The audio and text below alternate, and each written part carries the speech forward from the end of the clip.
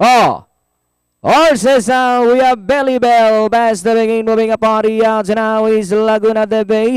And in third, Texas Mighty Coast alongside Pulido. Down on the inside is Dr. Amoretta. The next in line is Bishop Blue. Belly Bell, the leader by about 4 lengths. And in second is Laguna de Bay. And in third, moving up now is Dr. Amoretta, Texas Mighty Coast, Pulido.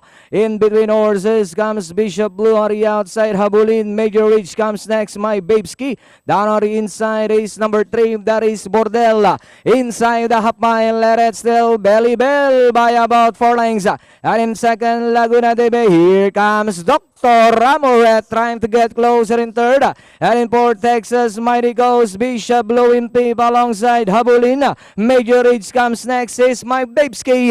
And it's still Belly Bell by about 5 lengths. And in second, still is a Dr. Amoret. Here comes Bishop Blue now trying to get closer in third. Laguna de Bay in fourth and Major Ridge. Belly Bell by only 3 lengths. Here comes Dr. Amoret, Bishop Blue as they come down to the last runway. Belly Bell, Dr. Amoret, Bishop Blue is on the outside. Belly Bell, Dr. Amoret, Bishop Blue now moves about the outside. It's now Bishop Blue, Belly Bell, Dr. Amoret, Major Ridge. Entering the finish line, it's number 8, Bishop Blue. Second, Belly Bell, Dr. Amoret, Major Ridge. A stripes of green, then comes SMB for your Super 6.